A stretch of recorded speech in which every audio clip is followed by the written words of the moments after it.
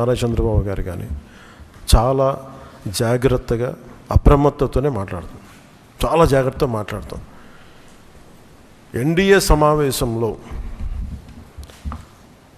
మా అందరినీ ఉద్దేశించి మేమందరం కూర్చొని మాట్లాడే సమయంలో NDDM national dairy development board ఈ రిపోర్టు గౌరవ ముఖ్యమంత్రి గారు మాకు చదివి వినిపించారు. 3 రిపోర్ట్స్లో ఒక దాంట్లో వెజిటబుల్ ఆయిల్స్ నెయ్యి లేదు ఇందులో, అంటే ఏ స్థాయికి వీళ్ళు చేశారని చెప్తూ దాంట్లో ఒక రిపోర్ట్లో ఫిష్ ఆయిల్ ఉందనేది, ఇంకో దాంట్లో బీఫ్ టాలో ఉందనేది, ఇంకో దాంట్లో లాడ్ పంది కొవ్వు ఉందనేది, ఇంకో దాంట్లో గొడ్డు కొవ్వు ఉందనేది. ఇది చాలా సెన్సిటివ్ ఇష్యూ. ఇది ఒక రిపోర్ట్, అది సాలిడ్ రిపోర్ట్. అది ఇది మాట్లాడేటప్పుడు మేము ఆలోచించుకొని మాట్లాడి నేను కూడా దాన్ని ముందుకు తీసుకెళ్ళినప్పుడు పర్యవసానాలన్నీ ఆలోచించి, కానీ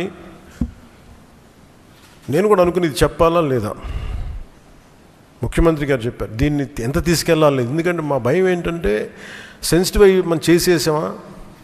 భగవంతుడితోటి మీకు గతంలో చెప్పినట్టుగా రామచంద్రమూర్తిగా విగ్రహం తల నరికేస్తే రామతీర్థంలో దాన్ని చేయడం మళ్ళీ ఇప్పుడు చేసి దీని మీద మనం తప్పుగా అనుకుంటారా, లేదంటే దీన్ని కూర్చోబెట్టి రాజకీయ పరంగా లబ్ధి పొందుతారు, ఇలా ఆలోచిస్తారని చెప్పి 1-2 రోజులు ఆలోచించినా కానీ చెప్పకపోతే ఏం జరుగుతుంది.